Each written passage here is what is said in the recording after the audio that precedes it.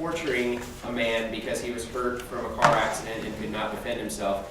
It was in the middle of nowhere, and as a result of this, he has a fear of being in the middle of nowhere. So, Isaiah Marshall.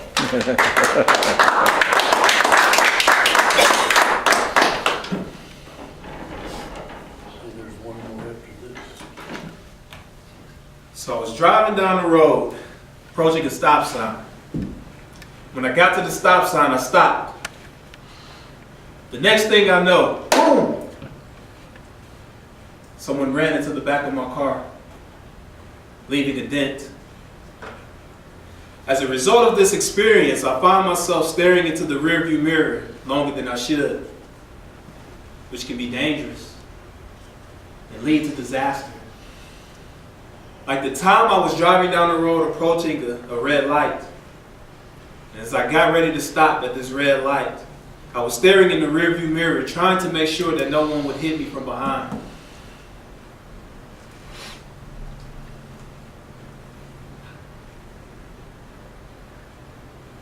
I was staring in the rearview mirror, trying to make sure no one hit me from behind.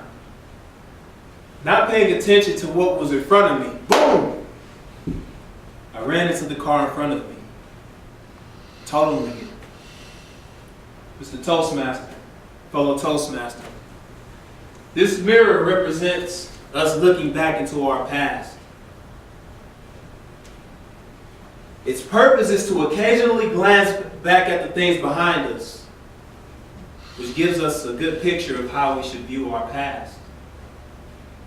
The first story I told shows us that there are things in our life, in our past, that may leave a dent in our lives.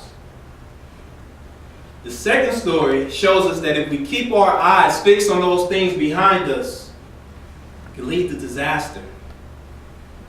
It can hinder us from moving forward in our lives, free from the bondage of our past mistakes, our past failures. What are you holding on to? Is there something in your past that's hindering you from moving forward in your life? You have to learn how to let go. In fact, life is about letting go. We let go of relationships. We let go of jobs. There is nothing in this world that lasts forever. At some point of our lives, we must learn to let go of things.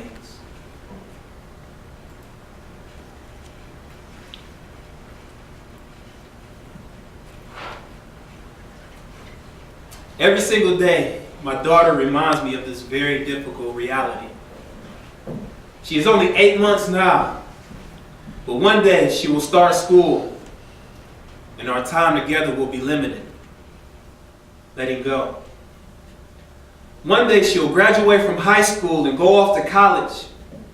And I will now have the pleasure and the comfort of her staying under my roof and being blessed by her presence daily. Letting go. One day, the day I've had mixed feelings about since the day I learned I was having a daughter, I will walk my beautiful daughter down the aisle and give her away to a man that God has set apart for her. Letting go. And one day, that day in which we all will experience one day, I will look at my family and tell them for the last time that I love them. And that we'll be reunited in eternity one day. That day in which I take my last breath and I'm left with no other choice but to let go. Is there something in your past that you're holding on to? If so, it's time to learn the language of letting go. Learning to let go is like learning a new language. It doesn't just happen overnight.